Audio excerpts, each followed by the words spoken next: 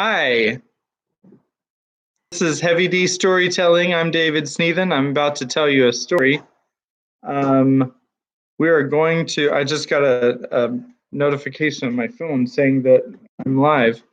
There I am. Hi. This is Heavy D Storytelling. I'm about to go live. My name's David Sneathen. Oh, I just said that. Oh, that's amazing. So, we're going to begin. Today is April the 5th of 2020. The wonderful 2020 that everybody is just loving. Our favorite year so far, all year.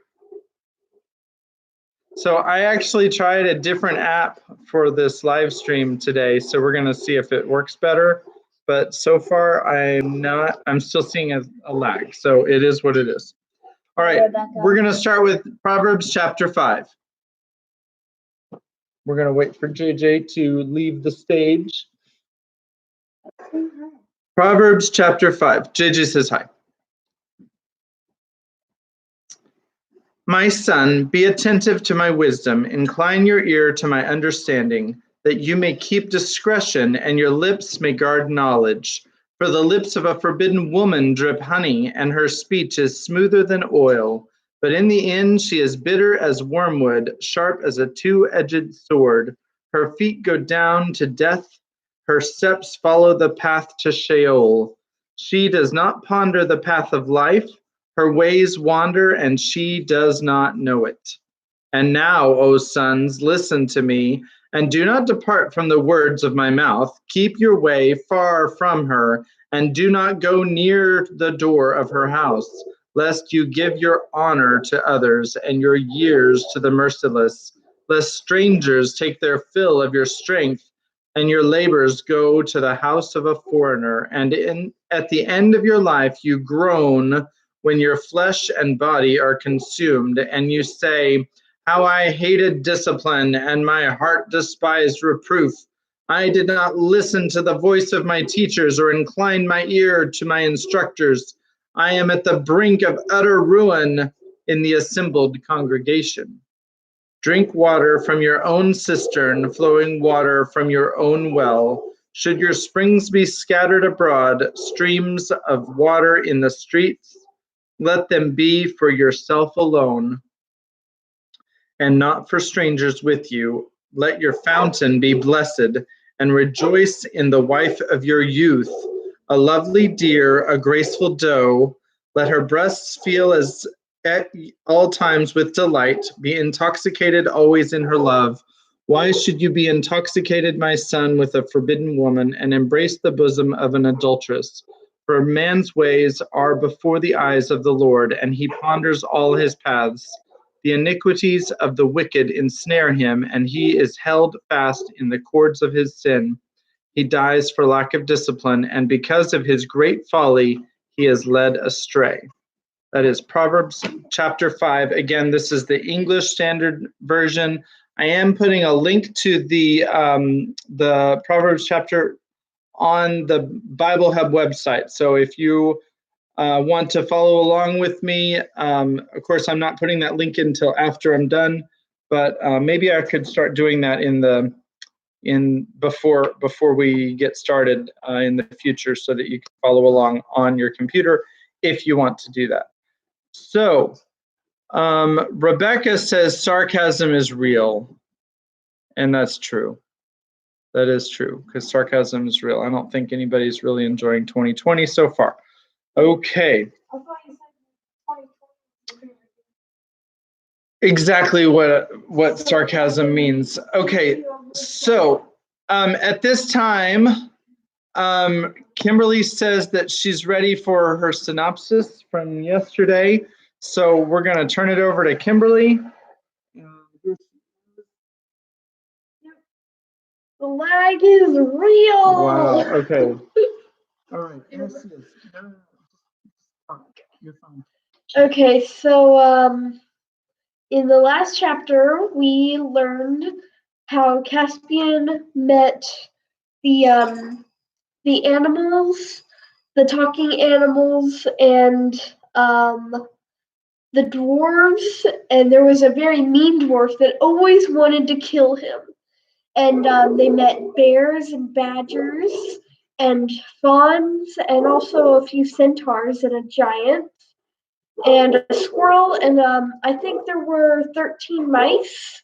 Yeah, 13, because the one guy said that there were 12 others. I think. I'm pretty sure. Yeah. JJ, go sit down, okay? Go sit down. Okay. And so then they got found because Caspian's horse he trotted back over to the castle, and then everybody was like, oh hey, Caspian's gone. We should follow the horse. Or something like that. So they found out where he was going, and so he went over to where the stone table was, and now it's a giant fortress kind of thing in the middle of a giant forest. And the king at the time found out really quickly where they were, like literally maybe 2 days afterwards, maybe one. But and then after like a few weeks or something, Caspian's like, do you think I should blow the horn now? And everybody was like, yep, but where would the help come? And they list a few places where the help would come, and one of them was Cair Paravel, the other was the lamppost, which is where it's where Mr. Thomas Lucy, sorry, I'm tongue tied. And so he sent the squirrel to the lamppost and the badger, right? The badger? I thought it was Oh, right. because that's going to come up. Right. That's going to be important. And one of the dwarves, was it the red-haired dwarf? I think it was the red-haired one because okay, because the black one's really grumpy and mean. So the red-haired one went over and he was supposed to check Cair Paravel, which is supposed to be at the end of the Great River. And that's about it, right? I think so. Okay, so that's enough. Everybody got 2 places. Draw me some pictures.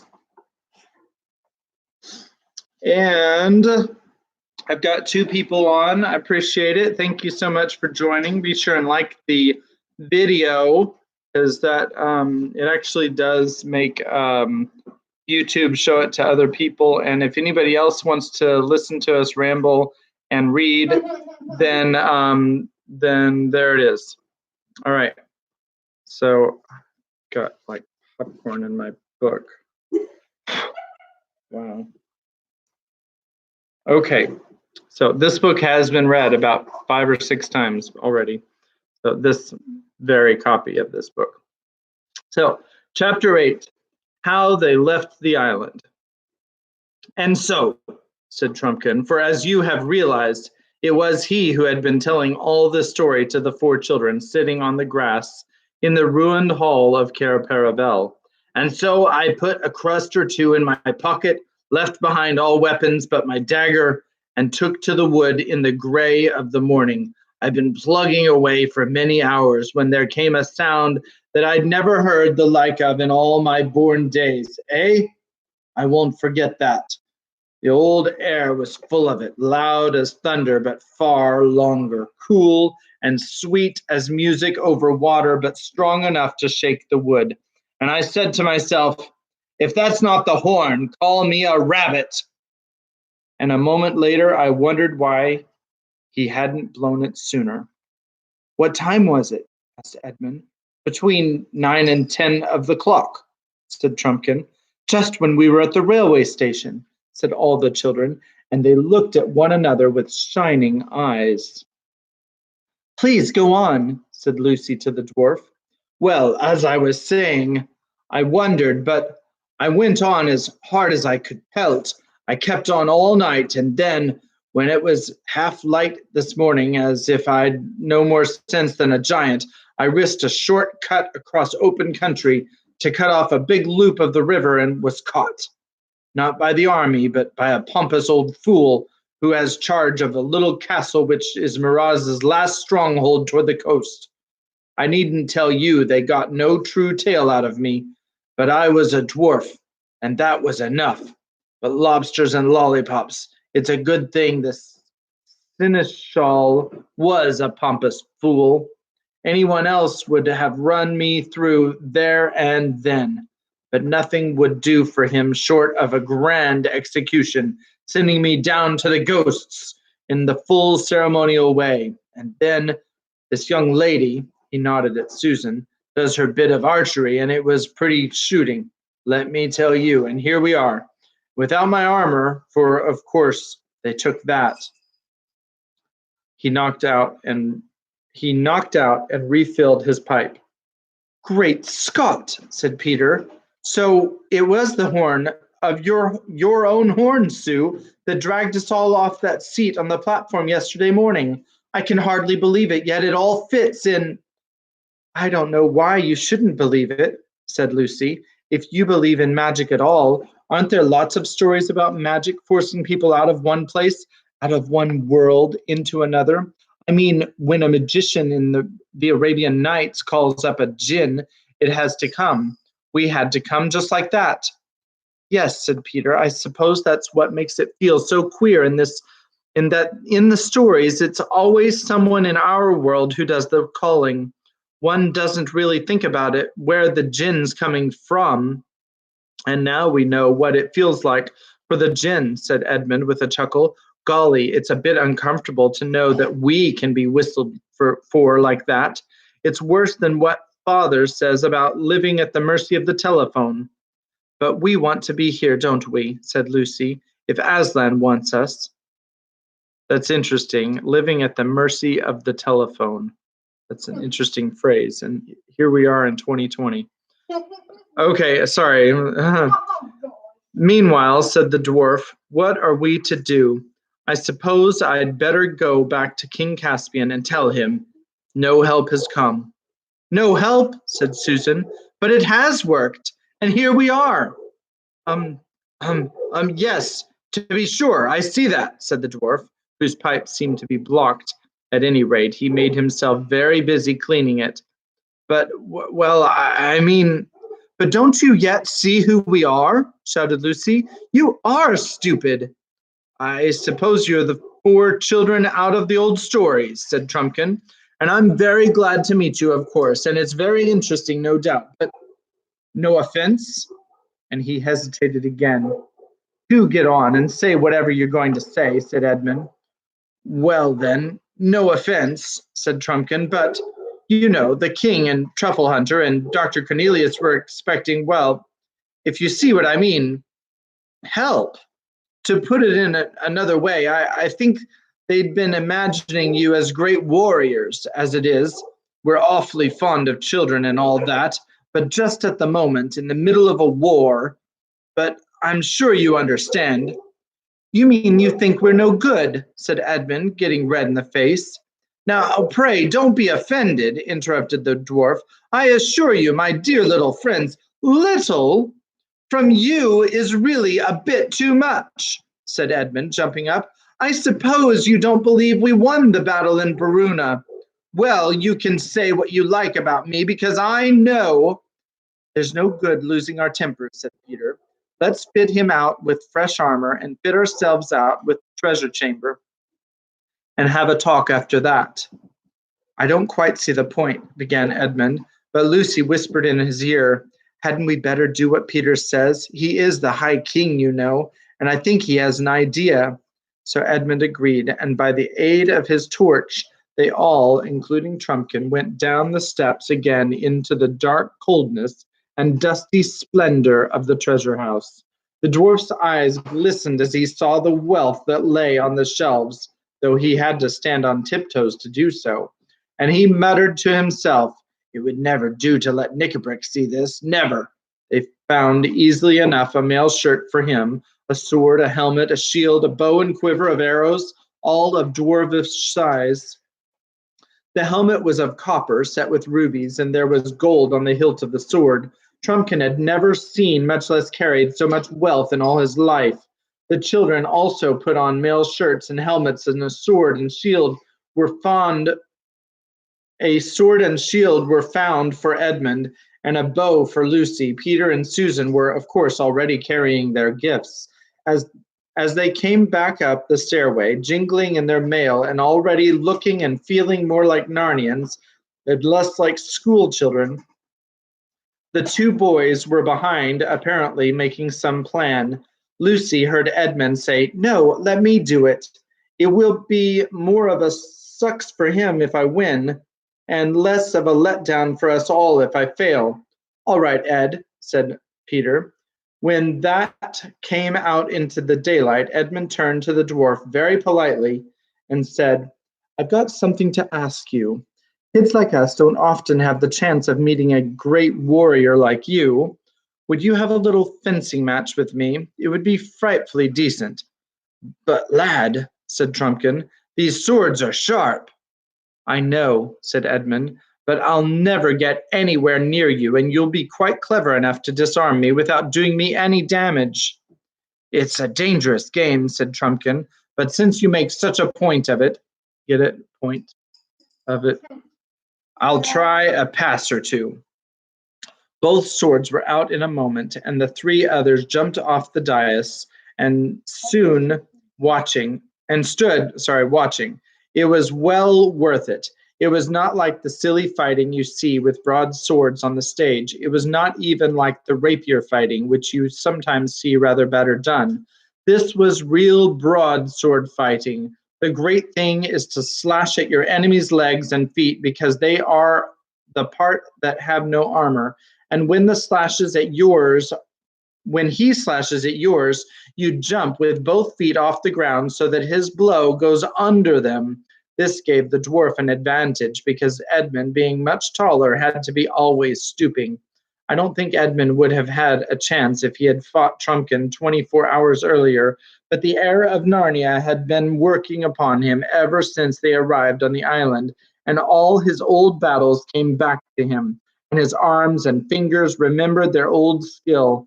He was King Edmund once more. Round and round the two combatants circled, stroke after stroke they gave, and Susan, who never could learn to like this sort of thing, shouted, "Oh, do be careful!" And then, so quickly that no one, unless they knew, as Peter did, could quite see how it happened, Edmund flashed his sword round with a peculiar twist. The dwarf's sword flew out of his grip, and Trumpkin was wringing his empty hand as you do after a sting from a cricket bat. And we in America don't know anything about cricket, but here's a picture to show you what they look like when Edmund disarmed Trumpkin. All right. "Not hurt, I hope, my dear little friend," said Edmund, panting a little and returning his own sword to its sheath. "I see the point," said Trumpkin dryly. "You know a trick I have never learned." "That's quite true," put in Peter. "The best swordsman in the world may be disarmed by a trick that's new to him." "I think it's only fair to give Trumpkin a chance at something else. Will you have a shooting match with my sister? There are no tricks in archery, you know." "Ah, you're jokers, you are," said the dwarf. "I begin to see as if I didn't know how she can shoot after what happened this morning. All the same, I'll have a try." He spoke gruffly, but his eyes brightened, for he was a famous bowman among his own people. All five of them came out into the courtyard. "What's to be the target?" asked Peter. "I think that apple hanging over the wall on the branch there will do," said Susan. "That'll do nicely, lass," said Trumpkin. "You mean the yellow one near the middle of the arch?" "No, not that one," said Susan. "The red one up above, over the battlement." The dwarf's face fell. "Looks more like a cherry than an apple," he muttered, but he said nothing out loud. They tossed up for first shot, greatly to the interest of Trumpkin, who had never seen a coin tossed before, and Susan lost. They were to shoot from the top of the steps that led from the hall into the courtyard. Everyone could see from the way the dwarf took his position and handled his bow that he knew what he was about. Twang went the string. It was an excellent shot. The tiny apple shook as the arrow passed, and a leaf came fluttering down. Then Susan went to the top of the steps and strung her bow. She was not enjoying her match half so much as Edmund had enjoyed his, not because she had any doubt about hitting the apple, but because Susan was so tender-hearted that she almost hated to beat someone who had been beaten already. The dwarf watched her keenly as she drew the shaft to her ear. A moment later, with a little soft thump which they could all hear in that quiet place, the apple fell to the grass with Susan's arrow in it. "Oh, well done, Sue," shouted the other children. "It wasn't really any better than yours," said Susan to the dwarf. "I think there was a tiny breath of wind as you shot." "No, there wasn't," said Trumpkin. "Don't tell me. I know when I'm fairly beaten. I won't even say that the scar in my last wound catches me a bit when I get my arm well back." "Oh, are you wounded?" asked Lucy. "Do let me look." "It's not a sight for little girls," began Trumpkin, but then he suddenly checked himself. "There I go again, talking like a fool," he said. "I suppose you're as likely to be a great surgeon as your brother was to be a great swordsman, or your sister to be a great archer."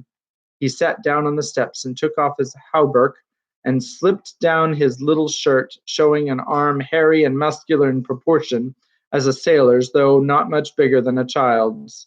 There was a clumsy bandage on the shoulder, which Lucy proceeded to unroll. Underneath, the cut looked very nasty, and there was a good deal of swelling. "Oh, poor Trumpkin," said Lucy. "How horrid!" Then she carefully dripped onto it one single drop of the cordial from her flask. "Hello, eh? What have you done?" said Trumpkin. But, however, he turned his head and squinted and whisked his beard to and fro. He couldn't quite see his own shoulder. Then he felt it as well as he could, getting his arms and fingers into very difficult positions, as you do when you're trying to scratch a place that is just out of reach. Then he swung his arm and raised it and tried the muscles, and finally jumping to his feet, crying, "Giants and junipers! It's cured! It's as good as new!" After that, he burst into a great laugh and said, "Well, I've made as big a fool of myself as ever a dwarf has. No offense, I hope. My humble duty to your majesties all. Humble duty. And thanks for my life, my cure, my breakfast, and my lesson."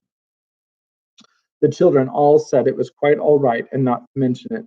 "And now," said Peter, "if you've really decided to believe in us—" "I have," said the dwarf.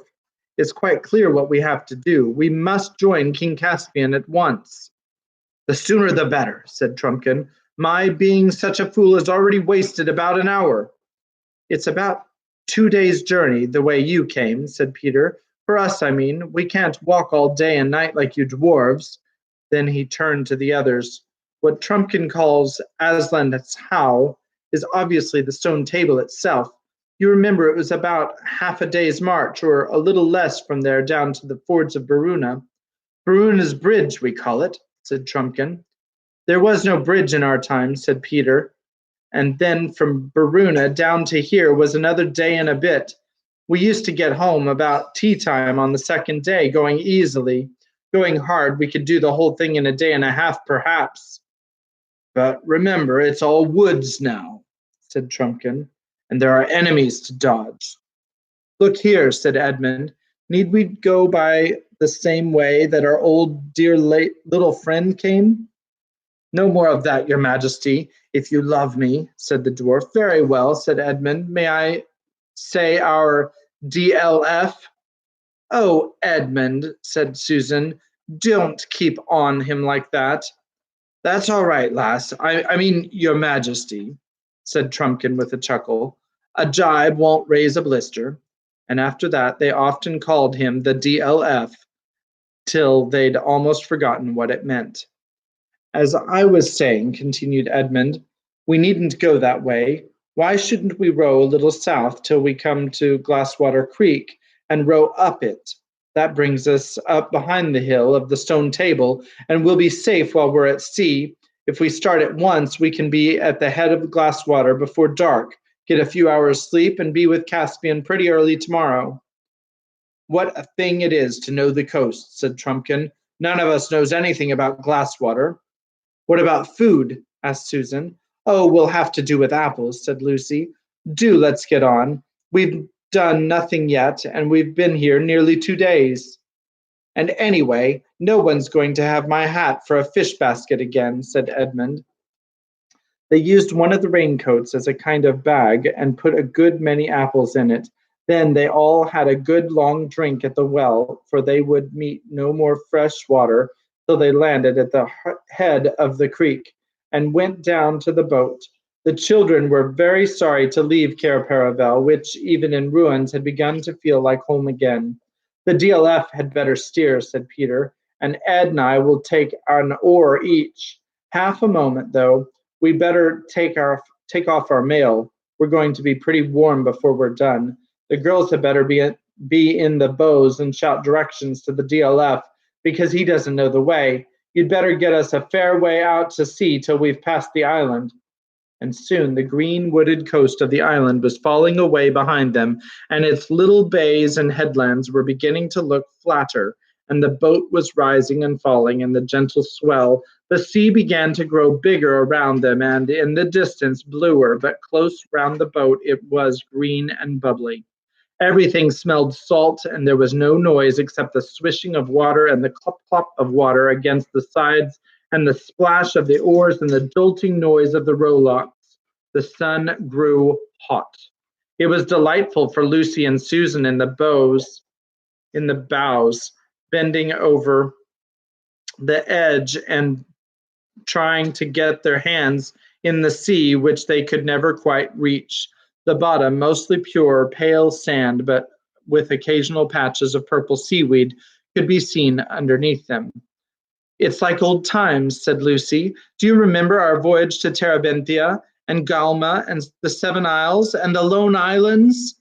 "Yes," said Susan, "and our great ship, the Splendor Hyalane, with the swan's head at her prow and the carved swan's wings coming back almost to her waist, and the silken sails and the green stern lanterns, and the feasts on the poop and the magicians.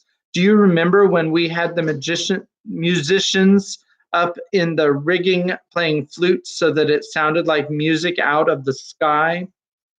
Presently Susan took over Edmund's oar, and he came forward to join Lucy. They had passed the island now and stood closer in to the shore, all wooded and deserted. They would have thought it pretty funny if they had not remembered the time when it was open and breezy and full of merry friends. "Phew! This is pretty grueling work," said Peter. "Can I row for a bit?" said Lucy. "The oars are too big for you," said Peter shortly, not because he was cross, but because he had no strength to spare for talking. That is the end of chapter 8. Chapter 9 is called What Lucy Saw. Sorry. Let's find out what Lucy saw. I don't know. We're going to have to find out. I don't remember all the details of the story. Just like I didn't remember that C.S. Lewis made a comment in the middle of that chapter about how telephones were taking over our lives. Oh my goodness. If C.S. Lewis lived in 2020, what would he think? Wow.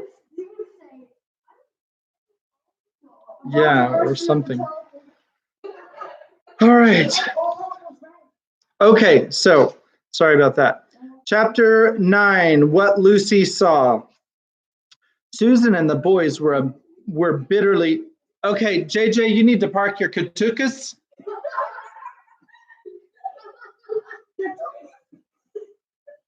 And stop roaming around. Are we ready? Are we ready to actually read, or are we gonna? Okay. Chapter 9, What Lucy Saw. Susan and the two boys were bitterly tired with rowing before they rounded the last headland and began the final pull up Glasswater itself. And Lucy's head ached from the long hours of sun and the glare on the water. Even Trumpkin longed for the voyage to be over. The seat on which he sat to steer had been made for men, not dwarfs, and his feet did not reach the floorboards, and everyone knows how uncomfortable that is, even for 10 minutes. Okay, JJ, if you can't stop doing that, you're not going to make snow angels on the carpet.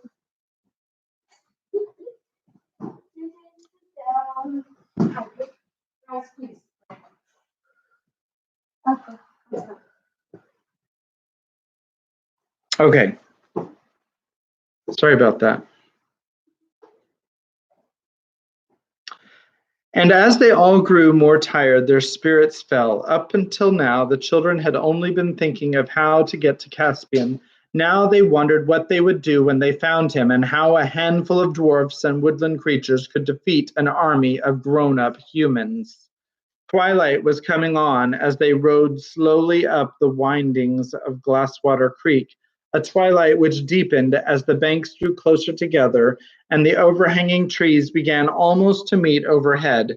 It was very quiet in here as the sound of the sea died away behind them, and they could even hear the trickle of the little streams that poured down from the forest into Glasswater. They went ashore at last, far too tired to attempt lighting a fire and even a supper of apples, though most of them felt that they never wanted to see an apple again, seemed better than trying to catch or shoot anything. After a little silent munching, they all huddled down together in the moss and dead leaves between four large beech trees. Everyone except Lucy went to sleep at once. Lucy, being far less tired, found it hard to get comfortable. Also, she had forgotten till now that all dwarfs snore. She knew that one of the best ways of getting to sleep is to stop trying, so she opened her eyes. Through a gap in the bracken and the branches, she could just see a patch of water in the creek and the sky above it. Then, with a thrill of memory, she saw again, after all those years, the bright Narnian stars. She had once known them better than the stars of our own world because, as the Queen of Narnia, she had gone to bed much later than as a child in England. And there they were. At least three of the summer constellations could be seen from where she lay: the ship, the hammer, and the leopard. Dear old leopard, she murmured happily to herself. Instead of getting drowsier, she was getting more awake with an odd nighttime dreamish kind of wakefulness. The creek was growing brighter. She knew now that the moon was on it, though she couldn't see the moon. And now she began to feel that the whole forest was coming awake like herself. Hardly knowing why she did it, she got up quickly and walked a little distance away from the bivouac. "This is lovely," said Lucy to herself. It was cool and fresh. Delicious smells were floating everywhere. Somewhere close by, she heard the twitter of a nightingale beginning to sing, then stopping, then beginning again. She went toward the light and came to a place where there were fewer trees and whole patches or pools of moonlight, but the moonlight and the shadows so mixed that you could hardly be sure where anything was or what it was. At the same moment, the nightingale, satisfied at last with his tuning up, burst into full song.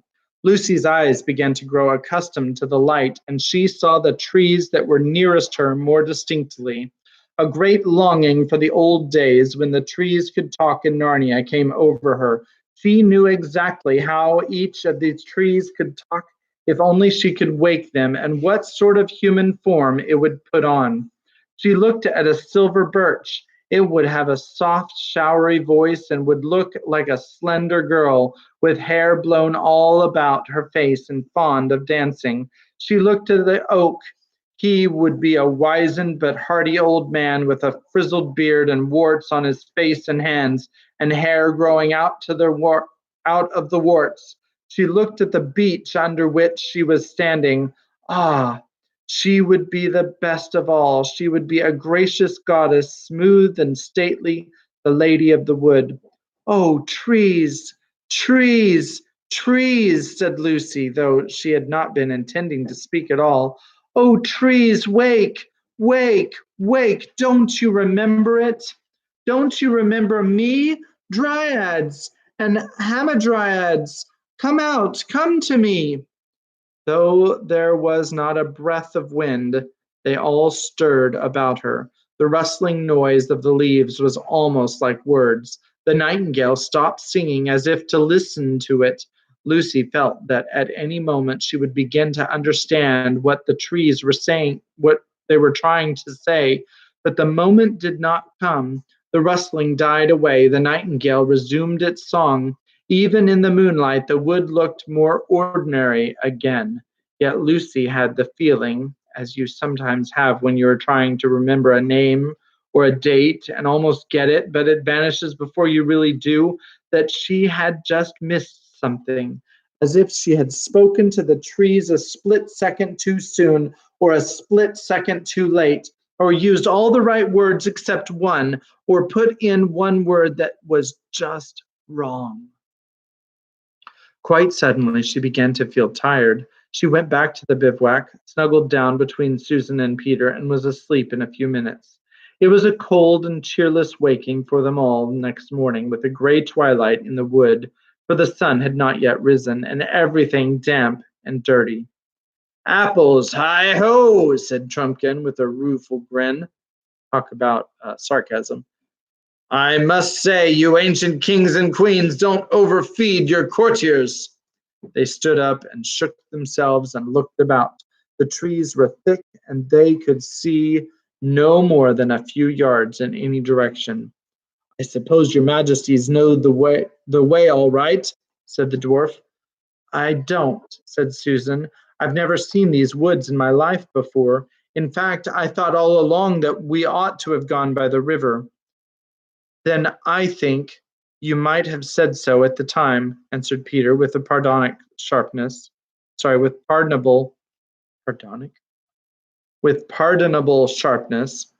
Oh, don't take any notice of her, said Edmund. She always is a wet blanket. You've got that pocket compass of yours, Peter, haven't you? Well then, you're as right as rain.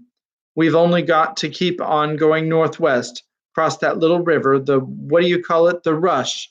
I know, said Peter, the one that joins the big river at the fords of Baruna, or Baruna's Bridge, as the DLF calls it. That's right. Cross it and strike uphill, and we'll be on the stone table, Aslan's How, I mean, by 8 or 9 o'clock. I hope King Caspian will give us a good breakfast. I hope you're right, said Susan. I can't remember all that at all. That's the worst of girls, said Edmund to Peter and the dwarf. They never carry a map in their heads. That's because our heads have something inside them, said Lucy. At first, things seemed to be going pretty well. They even thought they had struck an old path, but if you know anything about woods, you will know that one is always finding imaginary paths. They disappear after about 5 minutes, and then you think you found another and hope it is not another, but more of the same one, and it is also disappears. And after you have been well lured out of your right direction, you realize that none of them were paths at all. The boys and the dwarf, however, were used to woods and were not taken in for more than a few seconds. They had plodded on for about half an hour, 3 of them very stiff from yesterday's rowing, when Trumpkin suddenly whispered, "Stop!" They all stopped. "There's something following us," he said in a low voice, "or rather something keeping up with us, over there on the left." They all stood still. This interlude brought to you by Chrissy and Easton. They all stood still, listening and staring till their ears and eyes ached. "You and I'd better each have an arrow on that string," said Susan to Trumpkin. The dwarf nodded, and when both bows were ready for action, the party went on again. They went a few dozen yards away through fairly open woodland, keeping a sharp lookout. Then they came to a place where the undergrowth thickened. where the undergrowth thickened and they had to pass nearer to it. Just as they were passing the place, there came a sudden something that snarled and flashed, rising out from the breaking twigs like a thunderbolt. Lucy was knocked down and winded, hearing the twang of a bowstring as she fell. When she was able to take notice of things again, she saw a great grim-looking gray bear lying dead with Trumpkin's arrow in its side. "The DLF beat you in that shooting match, Sue," said Peter with a slightly forced smile. Even he had been shaken by this adventure. I left it too late," said Susan in an embarrassed voice. "I was so afraid it might be, one of our kind of bears, a talking bear." She hated killing things. "That's the trouble of it," said Trumpkin. "When most of the beasts have gone enemy and gone dumb, but there are still some of the other kind left. You never know, and you daren't wait to see." "Poor old Bruin," said Susan. "You don't think he was?" "Not he," said the dwarf. "I saw the face and I heard the snarl. He only wanted little girl for his breakfast. And talking of breakfast, I didn't want to discourage your majesties when you said you hoped King Caspian would give you a good one, but meat's precious scarce in the camp, and there's good eating on a bear. It would be a shame to leave the carcass without taking a bit, and it won't delay us more than half an hour. I dare say you two youngsters, kings I should say, know how to skin a bear." "Let's go and sit a fair way off," said Susan to Lucy. "I know what a horrid, messy business that will be." Lucy shuddered and nodded. When they had sat down, she said, "Such a horrible idea has come into my head, Sue." "What's that?" "Wouldn't it be dreadful if someday in our own world at home men started going wild inside, like the animals here, and still looked like men, so that you never know which were which?" "We've got enough to bother about here and now in Narnia," said the practical Susan, without imagining things like that. When they rejoined the boys and the dwarf, as much as they thought they could carry of the best meat had been cut off.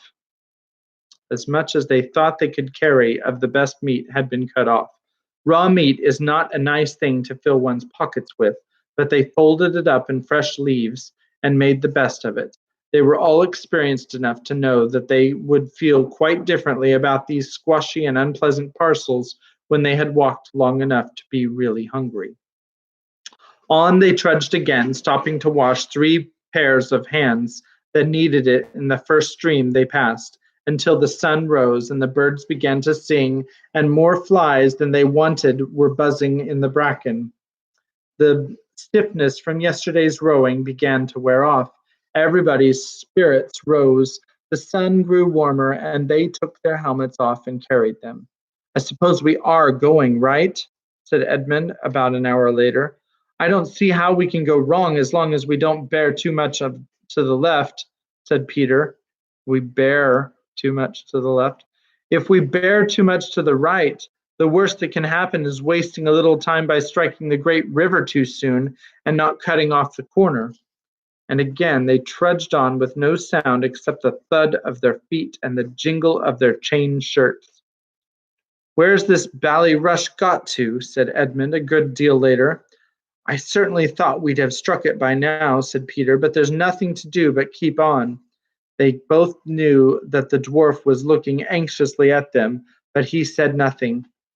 And still they trudged on, and their mail shirts began to feel very hot and heavy. "What on earth?" said Peter suddenly. They had come, without seeing it, almost to the edge of a small precipice from which they looked down into a gorge with a river at the bottom. On the far side, the cliffs rose much higher. None of the party except Edmund, and perhaps Trumpkin, was a rock climber.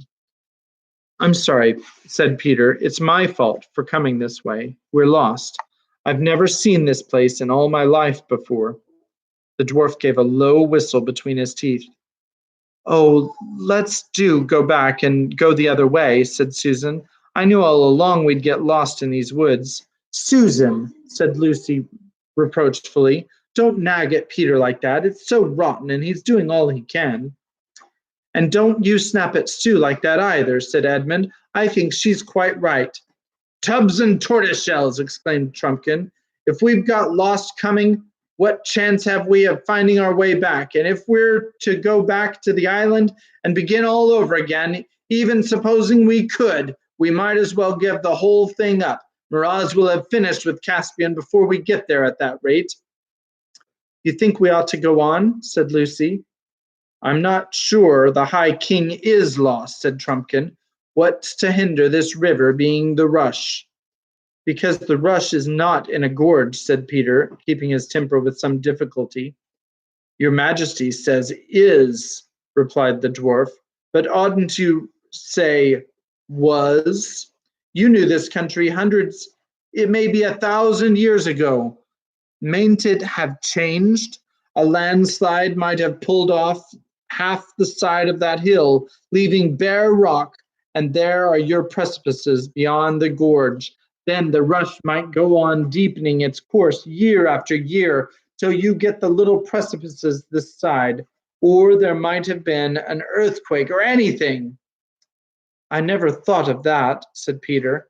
And anyway, continued Trumpkin, even if this is not the Rush, it's flowing roughly north, and so it must fall into the great river anyway. I think I passed something that might have been it on my way down, so if we go downstream to our right, we'll hit the great river, perhaps not so high as we'd hoped, but at least we'll be no worse off than if you'd come my way. Trumpkin, you're a brick, said Peter. Come on, then, down this side of the gorge. Look, look, look, cried Lucy. Where? What? Asked everyone. The lion, said Lucy. Aslan himself. Didn't you see? Her face had changed completely, and her eyes shone. Do you really mean? Began Peter. Where did you think you saw him? Asked Susan. Don't talk like a grown-up, said Lucy, stamping her foot. I didn't think I saw him. I saw him. Where, Lou? Asked Peter. Right there, between those mountain ashes. No, this side of the gorge. And up, not down, just the opposite of the way you want to go. And he wanted us to go where he was, up there. How do you know that was what he wanted? Asked Edmund. I just know, said Lucy, by his face. The others all looked at each other in puzzled silence. Her Majesty may well have seen a lion, put in Trumpkin. There are lions in these woods, I've been told, but it needn't have been a friendly and talking lion any more than the bear was a friendly and talking bear. Oh, don't be stupid, said Lucy. Do you think I don't know Aslan when I see him? He'd be a pretty elderly lion by now, said Trumpkin, if he's one you knew when you were here before. And if it couldn't be the same one, what's to prevent him from having gone wild and witless like so many others? Lucy turned crimson, and I think she would have flown at Trumpkin if Peter had not laid his hand on her. The DLF doesn't understand. How could he? You must just take it, Trumpkin, that we do really know about Aslan, a little bit about him, I mean, and you mustn't talk about him like that again. It isn't lucky for one thing, and it's all nonsense for another. The only question is whether Aslan was really there. But I know he was, said Lucy, her eyes filling with tears. Yes, Lou, but we don't, you see, said Peter. There's nothing for it but a vote, said Edmund. All right, replied Peter, you're the eldest, DLF. What do you vote for, up or down? Down, said the dwarf.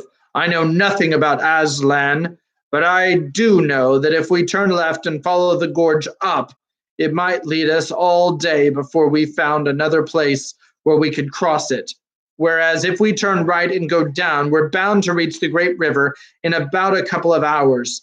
And if there are any real lions about, we want to go away from them, not toward them. What do you say, Sue? Don't be angry, Lou, said Susan, but I do think we should go down. I'm dead tired. Do let's get out of this wretched wood into the open as quick as we can, and none of us except you saw anything. Edmund, said Peter. Well, there's just this, said Edmund, speaking quickly and turning a little red. When we first discovered Narnia a year ago, or 1,000 years ago, whichever it was Lucy who discovered it first, and none of us who believed her.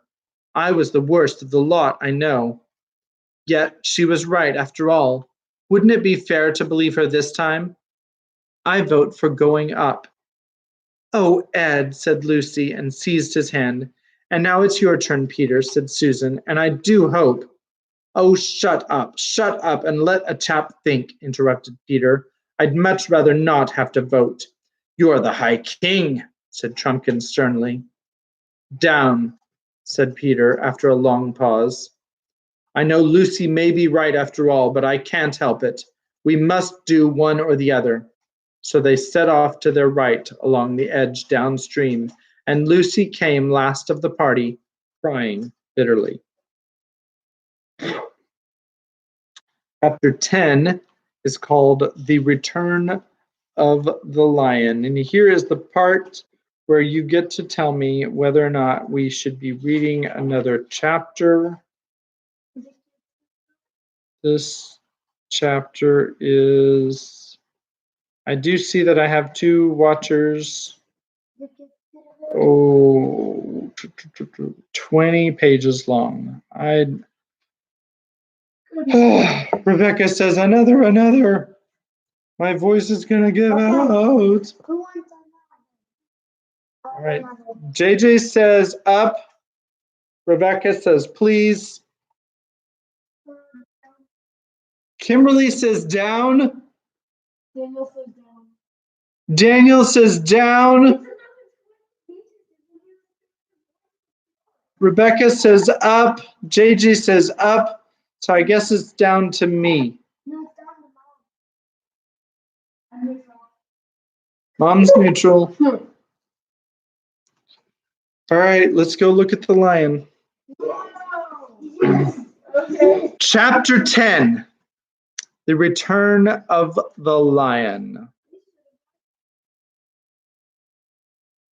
To keep along the edge of the gorge was not so easy as it had looked. Before they had gone many yards, they were confronted with young fir woods growing on the very edge, and after they had tried to go through these, stooping and pushing for about 10 minutes, they realized that in there it would take them an hour to do a half mile. So they came back and out again and decided to go round the fir wood. This took them much farther to their right, and then they wanted to go far out of sight of the cliffs and out of sound of the river till they began to be afraid they had lost it altogether. Nobody knew the time, but it was getting to the hottest part of the day. When they were able at last to go back to the edge of the gorge, nearly a mile below the point from which they had started, they found the cliffs on the side of it a good deal lower and more broken. Soon they found a way down into the gorge and continued the journey at the river's edge. But first they had a rest and a long drink. No one was talking any more about breakfast or even dinner with Caspian. They may have been wise to stick to the rush instead of going along the top. It kept them sure of their direction, and ever since the fir wood they had all been afraid of being forced too far out of their course and losing themselves in the wood. It was an old and pathless forest, and you could not keep anything like a straight course in it. Patches of hopeless brambles, fallen trees, boggy places, and dense undergrowth would be always getting in your way. But the gorge of the Rush was not at all a nice place for traveling either. I mean, it was not a nice place for people in a hurry.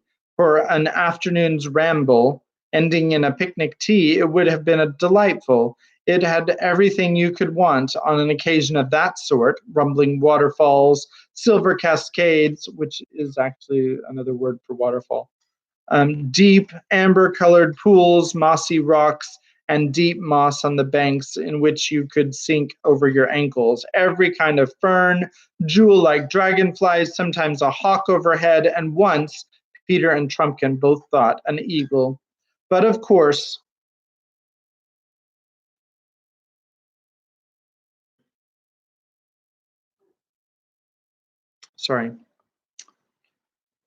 But of course, what the children and the dwarf wanted to see as soon as possible was the great river below them, and Baruna, and the way to Aslan's How. As they went on, the rush began to fall more and more steeply. Their journey became more and more of a climb and less of a walk, in places even a dangerous climb over slippery rock with a nasty drop into dark chasms and the river roaring angrily at the bottom. You may be sure they watched the cliffs on their left eagerly for any sign of a break or any place where they could climb them, but those cliffs remained cruel. It was maddening because everyone knew that if once they were out of the gorge on that side, they would have only a smooth slope and a fairly short walk to Caspian's headquarters. The boy and the dwarf were now in favor of lighting a fire and cooking their bear meat. Susan didn't want this. She only wanted, as she said, to get on and finish it and get out of these beastly woods. Lucy was far too tired and miserable to have any opinion about anything. But as there was no dry wood to be had, it mattered very little what anyone thought. The boys began to wonder if raw meat was really as nasty as they had always been told. Trumpkin assured them it was. Of course, if the children had attempted a journey days ago in England, I think I have explained before how Narnia was all, even Lucy was by now, so to speak, only 1/3 of a little girl going to boarding school for the first time, and 2/3 Queen Lucy of Narnia. At last, said Susan. Oh, hooray, said Peter. The river gorge had just made a bend, and the whole view spread out beneath them, the country stretching before them to the horizon, and between it, the broad still the great river. They could see the specially broad and shallow place but was now spanned by a long, many-arched bridge. There was a little town at the far end of it. By Jove, said Edmund, we fought the Battle of Baruna just where that town is. This cheered the boys more than anything. You can't help feeling stronger when you look at a place where you won a glorious victory, not to mention a kingdom, hundreds of years ago. Peter and Edmund were soon so busy talking about the battle that they forgot their sore feet and the heavy drag of their mail shirts on their shoulders. The dwarf was interested too. They were all getting on at a quicker pace now. The going became easier, though there were still sheer cliffs on their left. The ground was becoming lower on their right.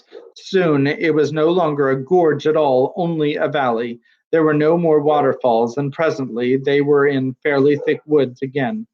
Then, all at once, whiz, and a sound rather like the stroke of a woodpecker. The children were still wondering where, ages ago, they had heard a sound just like that, and why they disliked it so, when Trumpkin shouted, "Down!" The same moment, forcing Lucy, who happened to be next to him, flat down into the bracken. Peter, who had been looking up to see if he could spot a squirrel, had seen what it was. A long, cruel arrow had sunk into a tree trunk just above his head. As he pulled Susan down and dropped himself, another came rasping over his shoulder and struck the ground at his side. Quick, quick, get back, crawl, panted Duncan. They turned and wriggled along uphill under the bracken, amid clouds of horribly buzzing flies. Arrows whizzed round them. One struck Susan's helmet with a sharp ping and glanced off. They crawled quicker. Sweat poured off them. Then they ran, stooping nearly double. The boys held their swords in their hands for fear they would trip them up. It was heartbreaking work, all uphill again, back over the ground they had already traveled, when they felt that they really couldn't run any more, even to save their lives. They all dropped down in the damp moss beside a waterfall and behind a big boulder, panting. They were surprised to see how high they had already got. They listened intently and heard no sound of pursuit. So that's all right, said Trumpkin, drawing a deep breath. They're not searching the wood, only sentries, I expect, but it means that Miraz has an outpost down there. bottles and battledores, though it was a near thing. I ought to have my head smacked for bringing us this way at all, said Peter. On the contrary, your majesty, said the dwarf. For one thing, it wasn't you, it was your royal brother King Edmund who first suggested going by Glasswater. I'm afraid the DLF's right, said Edmund, who had quite honestly forgotten this ever since things began going wrong. And for another, continued Trumpkin, if we'd gone my way, we'd have walked straight into that new outpost most likely, or at least had just the same trouble avoiding it. I think this Glasswater route has turned out for the best. A blessing in disguise, said Susan. Some disguise, said Edmund. I suppose we'll have to go right up the gorge again now, said Lucy. Lou, you're a hero, said Peter. That's the nearest you've got today to saying I told you so. Let's get on. And as soon as we're well up into the forest, said Trumpkin, whatever anyone says, I'm going to light a fire and cook supper. But we must get well away from here. There's no need to describe how they toiled back up the gorge. It was pretty hard work, but oddly enough, everyone felt more cheerful. They were getting their second wind, and the word supper had a wonderful effect. They reached the fir wood, which had caused them so much trouble while it was still daylight, and bivouacked in a hollow just above it. It was tedious gathering the firewood, but it was grand when the fire blazed up and began producing the damp and smeary parcels of bear meat, which would have been so very unattractive to anyone who had spent the day indoors. The dwarf had splendid ideas about cookery. Each apple, they still had a few of these, was wrapped up in bear's meat, as if it was to be apple dumpling with bear instead of pastry, only much thicker and spiked on a sharp stick and then roasted. And the juice of the apple worked all through the meat, like applesauce with roast pork.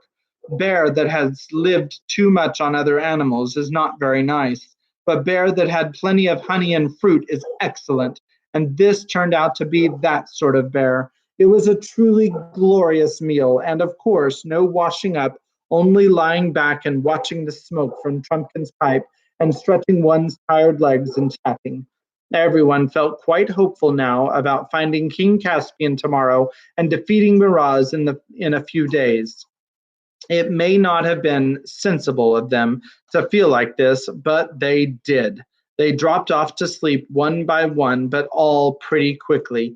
Lucy woke out of the deepest sleep you can imagine with the feeling that the voice she liked best in the world had been calling her name.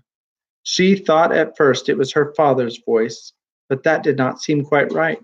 Then she thought it was Peter's voice, but that did not seem to fit either. She did not want to get up, not because she was still tired. On the contrary, she was wonderfully rested, and all the aches had gone from her bones, but because she felt so extremely happy and comfortable. She was looking straight up at the Narnian moon, which is larger than ours, and at the starry sky, for the place where they had bivouacked was comparatively open. Lucy, came the call again, neither her father's voice nor Peter's. She sat up, trembling with excitement, but not with fear. The moon was so bright that the whole forest landscape around her was almost as clear as day, though it looked wilder. Behind her was the fir wood. Away to her right, the jagged cliff tops on the far side of the gorge. Straight ahead, open grass to where a glade of trees began about a bow shot away. Lucy looked very hard at the trees of that glade. Why, I do believe they're moving, she said to herself. They're walking about. She got up, her heart beating wildly, and walked toward them. What is that noise? No, they're not. I don't know what that noise is. It's driving me nuts. She got up, her heart beating wildly, and walked toward them. There was certainly a noise in the glade, a noise such as the trees made in high wind, though there was no wind tonight. Yet it was not exactly an ordinary tree noise either. Lucy felt there was a tune in it. but she could not catch the tune any more than she had been able to catch the words when the trees had so nearly talked to her the night before. But there was at least a lilt. She felt her own feet wanting to dance as she got nearer, and now there was no doubt that the trees were really moving in and out through one another as if in a complicated country dance. And I suppose, thought Lucy, when trees dance, it must be a very, very country dance indeed. She was almost among them now. The first tree she looked at seemed at first glance to be not a tree at all, but a huge man with a shaggy beard and great bushes of hair. She was not frightened. She had seen such things before, but when she looked again, he was only a tree, though he was still moving. You couldn't see whether he had feet or roots, of course, because when trees move, they don't walk on the surface of the earth. They wade in it as we do in water. The same thing happened with every tree she looked at. At one moment, they seemed to be the friendly, lovely giants and giantess forms which the tree people put on when some good magic has called them into full life. Next moment, they all looked like trees again. But when they looked like trees, it was like strangely human trees. And when they looked like people, it was like strangely branchy and leafy people. And all the time, that queer, lilting, rustling, cool, merry noise. They were almost awake. Not quite, said Lucy. She knew she herself was wide awake, wider than anyone usually is. She went fearlessly in among them, dancing herself as she leapt this way and that to avoid being run into by these huge partners. But she was only half interested in them. She wanted to get beyond them to something else. It was from beyond them that the dear voice had called. She soon got through them, half wondering whether she had been using her arms to push branches aside or to take hands in a great chain with big dancers who stooped to reach her, for they were really a ring of trees found a central open place.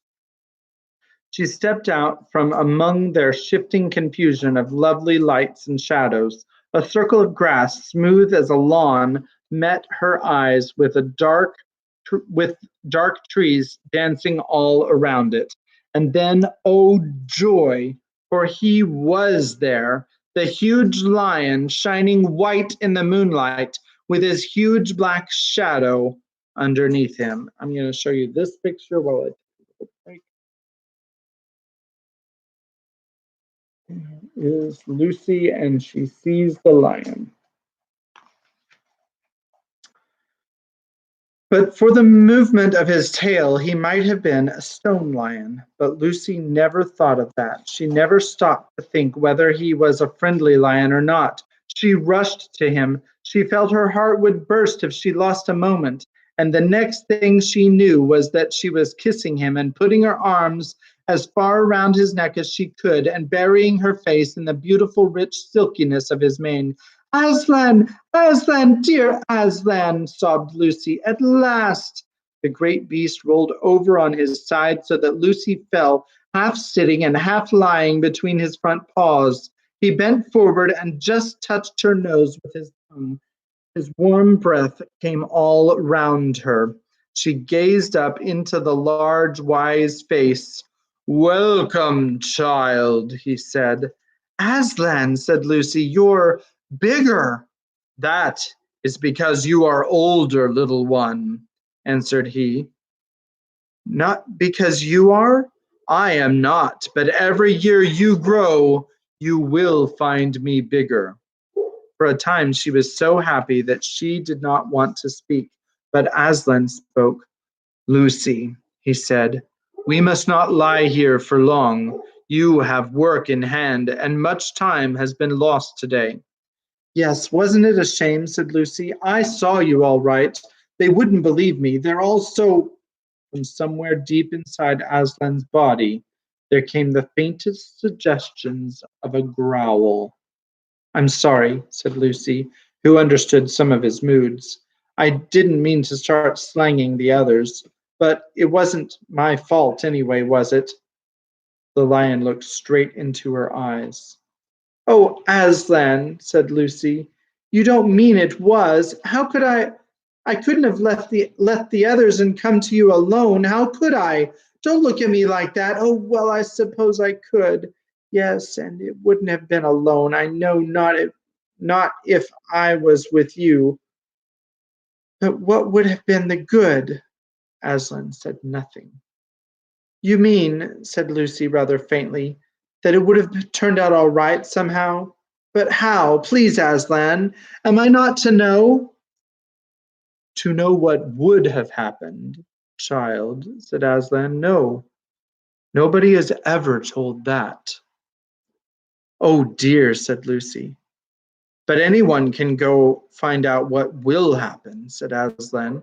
But if you go back to the others now and wake them up and tell them you have seen me again and that you must all get up at once and follow me, what will happen? There's only one way of finding out. Do you mean that is what you want me to do? Gasped Lucy. Yes, little one, said Aslan. Will the others see you too? Asked Lucy. Certainly not at first, said Aslan. Later on, it depends. But they won't believe me, said Lucy. It doesn't matter, said Aslan. Oh dear, said Lucy, and I was so pleased at finding you again, and I thought you'd let me stay, and I thought you'd come roaring and frighten all the enemies away like last time, and now everything is going to be horrid. It is hard for you, little one, said Aslan, but things never happen the same way twice. It has been hard for us all in Narnia before now. Lucy buried her head in his mane to hide from his face, but there must have been magic in his mane. She could feel lion strength going into her. Quite suddenly, she sat up. I'm sorry, Aslan, she said. I'm ready now. Now you are a lioness, said Aslan, and now all Narnia will be renewed. But come, we have no time to lose. He got up and walked with stately, noiseless paces back to the belt of dancing trees through which she had just come, and Lucy went with him, laying a rather tremulous hand on his mane. The trees parted to let them through, and for 1 second assumed their human forms completely. Lucy had a glimpse of tall and lovely wood gods and wood goddesses all bowing to the lion. Next moment they were trees again, but still bowing with such graceful sweeps of branch and trunk that their bowing was itself a kind of dance. Now, child, said Aslan, when they had left the trees behind them, I will wait here. Go and wake the others and tell them to follow. If they will not, then you will at least follow me alone. It is a terrible thing to have to wake 4 people, all older than yourself, and all very tired, for the purpose of telling them something they probably won't believe, and making them do something they certainly won't like. I mustn't think about it. I must just do it, thought Lucy. She went to Peter first and shook him. Peter, she whispered in his ear, wake up, quick. Aslan is here. He says we've got to follow him at once. Certainly, Lou. Whatever you like, said Peter unexpectedly. This was encouraging, but as Peter instantly rolled round and went to sleep again, it wasn't much use. Then she tried Susan. Susan did really wake up, but only to say in her most annoying grown-up voice, You've been dreaming, Lucy. Go to sleep again. She tackled Edmund next. It was very difficult to wake him, but when at last she did, he was really awake and sat up. Eh? He said in a grumpy voice. What are you talking about? She said it all over again. This was one of the worst parts of her job, for each time she said it, it sounded less convincing. Aslan, said Edmund, jumping up. Hooray, where? Lucy turned back to where she could see the lion waiting, his patient eyes fixed upon her. There, she said, pointing. Where? Said Edmund again. There, don't you see? Just this side of the trees. Edmund stared hard for a while and then said, No, there's nothing there. You got dazzled and muddled with the moonlight. One does, you know. I thought I saw something for a moment myself. It's only an optical what do you call it? I can see him all the time, said Lucy. He's looking straight at us. Then why can't I see him? He said you mightn't be able to. Why? I don't know. That's what he said. Oh, bother it all, said Edmund. I do wish you wouldn't keep on seeing things, but I suppose we'll have to wake the others. The next chapter, chapter 11, is entitled The Lion Roars, and the first word is when. And when you all tune in tomorrow at 7 o'clock, we will continue reading from Prince Caspian, the second book of the Chronicles of Narnia. So, no, when you do. So, there is some serious glare on my glasses. Has that been there the whole time? Anyway, hope you're enjoying the reading. I do have work tomorrow, starts at 12 and goes until 6, so I will be home, should be home well within time. Yeah, I know, she's been talking to me this whole time. Right there, right there. So I should be home well within time in order to do this live stream. JJ has a picture to show you, so here comes JJ to show you the picture. You didn't draw a picture today. Yeah, that's what I did earlier. Oh, okay.